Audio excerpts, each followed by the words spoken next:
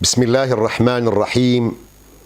السيدات والسادة الكرام، السلام عليكم ورحمة الله وبركاته، ومرحبا بكم في لقاء جديد في البيت السعيد.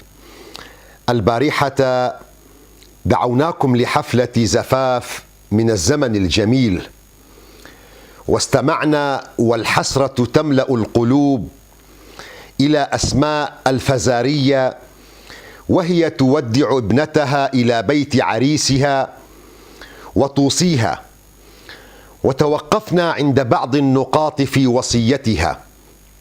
اليوم أقف عند نقطة أخرى في وصية هذه الأم الفزارية العظيمة، وهي تؤسس للعلاقة السعيدة الزوجية، وهي قولها عندما أوصت ابنتها وهي تودعها إلى بيت زوجها، قالت: ولا تفشي له سرا، فإنك إن أفشيت له سرا لم تأمني غدره. هذا كلام قيم أيها السادة، ويلامس الكثير والكثير من مشكلات البيوت اليوم، لأن إفشاء السر أيا كان هذا السر يسبب الكثير من المشاكل، ويسبب خراب البيوت وحرمان هذا البيت من السعادة. والإسلام أيها الأحبة من حرصه على سعادتكم الزوجية أمر بحفظ وكتمان أسرار الحياة الزوجية، ودعا إلى صون العلاقة بين الزوجين وعدم الحديث عنها من طرف أي منهما في مجالسهما الخاصة أو بين الأصدقاء، حتى لا تتخذ وسيلة من جانب البعض ممن يضمرون الشر للزوجين، أو ممن في قلوبهم مرض لزرع الخلاف وتعميقه بين الزوجين، ومن ثم هدم البيت من أساسه بالطلاق وتشريد الأطفال. حفظ الأسرار أحد أهم أسباب السعادة الزوجية. لا يغرنكم أن هذه الأسرار جميلة وحلوة ومفرحة، لا يا سادة، مهما كانت هذه الأسرار إيجابية، أسرار حسنة، أو سلبية، أسرار سيئة، يجب حفظها. فالأسرار الإيجابية عندما تفشى وتذاع عند الآخرين فإنها قد تولد في نفوس البعض ما لا تحمد عقباه من حسد أو حقد أو كره أو مكروه، ولأن هذه العواقب تحدث حقيقة في نفوس البعض الشر. فقد حذر يعقوب عليه السلام ابنه نبي الله يوسف عليه السلام من إخبار إخوته بالرؤيا الجميلة التي رآها. فربنا عز وجل يقول على لسان يعقوب عليه السلام: قال يا بني لا تقصص رؤياك على إخوتك فيكيدوا لك كيدا إن الشيطان للإنسان عدو مبين.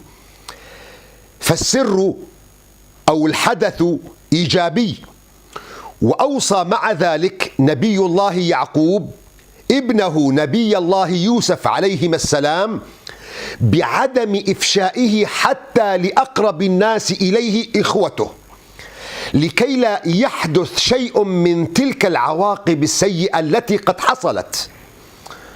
والأسرار الزوجية أيها الإخوة إذا كانت سلبية إما خلقية أو خلقية، وهي عندما تفشى هذه الأسرار يقع المتحدث بها أولا في محرم الغيبة التي حرمها الله عز وجل وتوعد عليها رسولنا الكريم بالعقاب، فقال ربنا عز وجل: ولا يغتب بعضكم بعضا. إضافة إلى هذه الجريمة، جريمة الغيبة وهي كبيرة، إضافة إلى ذلك لا يخلو مجتمع من المجتمعات من متربصين ومن مرضى ومن معدومي الضمير الذين يستغلون كل مشكلة زوجية ليحولوها إلى مصيبة بالنفخ فيها حتى تصل إلى أقصى مدى من الخلاف الذي لا حل بعده. لذلك القاعدة التي نتحدث بها اليوم والتي نوجهها إلى النساء أو إلى الفتيات المقبلات على الزواج، وسوف نتحدث في ذلك أيضا إلى الشباب، حين تعلمون شيئا من أمور الزواج سرا لا يريد شريككم أن يعرف بها أحدا، لا تخبر به أحدا مهما كان ذلك الشخص قريبا منكن، ولا تفشوا أي سر من أسرار بيتكم لأحد مهما كان، ولتتعلم ضبط اللسان، لأن فلتة اللسان قد توردكم المهالك. ولا تقولي أن هذه أختي أو أمي أو خالتي أو عمتي أو صديقتي التي أثق فيها. الحكماء قديما قد قالوا: إذا المرء أفشى سره بلسانه ولام عليه غيره فهو أحمق. إذا ضاق صدر المرء عن سر نفسه فصدر الذي يستودع السر أضيق. إذا صدرك قد ضاق بأن تحتفظ بهذا السر، فإن صدر الذي استودعته سرك من أختك، من أمك، من زوجة أخيك، من صديقتك التي تظن أنها مقربة إليك، فإن صدرها أضيق بحفظ هذا السر. لذلك أيتها العزيزات، الأسرار الزوجية على قسمين، وهذا الكلام أيضا موجه إلى الرجال وإلى الشباب. أولا أسرار العلاقة الزوجية الحميمة، وثانيا أسرار الحياة العامة والمشكلات التي تحدث في البيوت. إذا كنتم تريدون السعادة الزوجية فلا تخبروا بهذه الأمور أحدا، لا صديقتك ولا أختك ولا أمك ولا أبوك ولا أي أحد. أسرار العلاقة الحميمة بين الزوجين من الناحية الشرعية حرام إشاعته.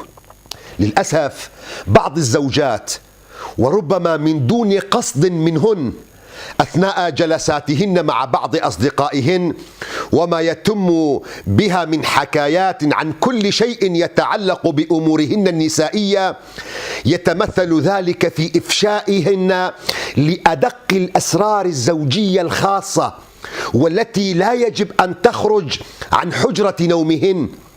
والكثير منهن يقعن في هذا الخطأ حتى دون أن يعلمن أن هذا الفعل سيترتب عليه أمور كبيرة.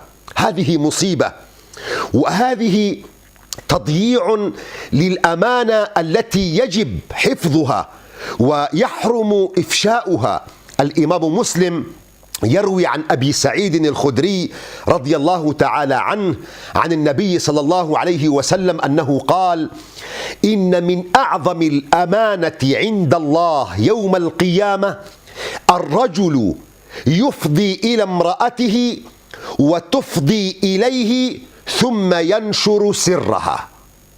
إن من أعظم الأمانة عند الله يوم القيامة من أعظم الخيانات للأمانة عند الله يوم القيامة، النبي صلى الله عليه وسلم يقول: الرجل يفضي إلى امرأته وتفضي إليه، أي أنهما يمارسون حياتهم الزوجية والعلاقة الحميمة في الفراش، ثم ينشرون هذا السر بين الناس.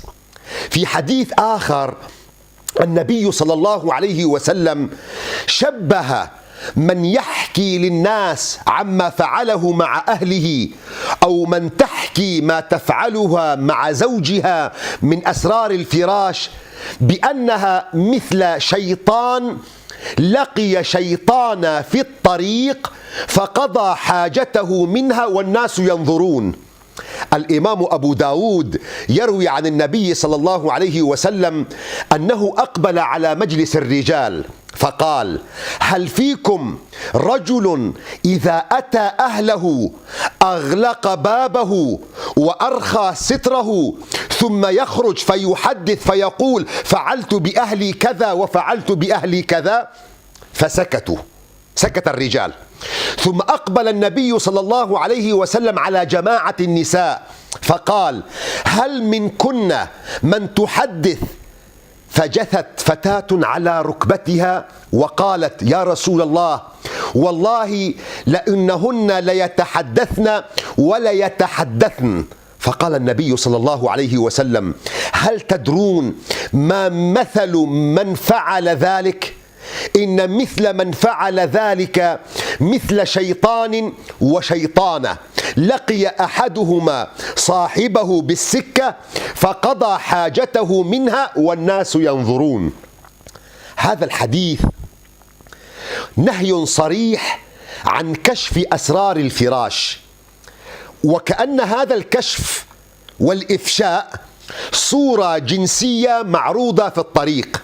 الزواج إذا كان رباطا مقدسا بين الزوجين قائما على المودة والرحمة، فمن الحكمة أن تظل أسرار البيوت طي الكتمان، فلا يطلع عليها الأهل ولا الأصدقاء، إضافة إلى أن كل خلاف بين الزوجين إذا بقي بينهما فإنه يمكن أن يزول في دقائق.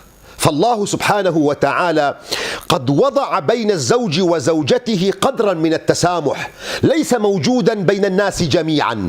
لذلك نجد أن الخلاف يدب بين الزوجين، وربما يكون خلافا حادا، ولكن أيضا في دقائق قد يتم الصلح وتصفو القلوب. أما إذا خرج هذا الخلاف إلى الأقارب وإلى الأصدقاء فإنه يزداد ولا يقل ويتضاعف ولا ينتهي أبدا. هذه الأسرار الزوجية، أسرار العلاقة الحميمية، تعتبر موضع حسد أيضا بين النساء والرجال، وهي كذلك موضع مقارنات بين النساء وبعضها البعض. وإذا حدثت بها الزوجة ربما حرمت منها بسبب عيون الأخريات وحسدهن. القسم الثاني من الأسرار هي أسرار المشكلات اليومية، فلا مصيبة تعلو فوق مصيبة خروج تلك المشاكل عن حدود الجدران الأربعة للبيت. وإذا علم بها الآخرون ولو كانوا أقرب المقربين فإن الأمور تسوء أكثر، وشرارة الحريق تنتشر والكرامة تنجرح، ويصبح جرح الكرامة هنا هو المشكلة الكبرى عن المشكلة الأساسية. قد تنسى المشكلة الأساسية وتصبح موضوع الكرامة المجروحة هي الكارثة. كم من بيت تهدم، وكم من حياة زوجية انتهى بالطلاق لأتفه المشكلات والخصام بسبب إخراج المشكلة من بيت الزوجية وإدخال الآخرين في الموضوع. عند ذلك يغضب الرجل مرتين: الأولى من المشكلة ذاتها، والثانية من اتساع دائرتها وتحويلها إلى ما يشبه الفضيحة ولو كانت صغيرة، فكأنها شرارة استطالت واستطارت فصارت حريقة. سمعة الإنسان أيها السادة لديه بمكانة عظيمة، وكرامته من الصعب المساومة عليها، ومجرد إخراج المشكلة من الدائرة الضيقة بين الزوجين واطلاع الآخرين عليها والشكوى لهم يجعل من المشكلة هنا أن تأخذ أبعاد أسوأ وأخطر وأخوم عواقب تأتي على هذه المشكلة، ويعرضها للمضاعفات الخطيرة، وكأن المشكلة هنا أصبحت كالجرح المفتوح المعرض للتلوث والجراثيم. هذه نقاط وقواعد مهمة جدا علينا الانتباه إليها من أجل سعادة زوجية من أجل أن نجلب لأنفسنا الحياة المفرحة والجميلة علينا أن نلتزم بهذه القواعد. كشف الأسرار تعرضكم لحرمان السعادة. أسأل الله عز وجل أن يمتعكم بالسعادة الزوجية، وإلى غد. السلام عليكم ورحمة الله وبركاته.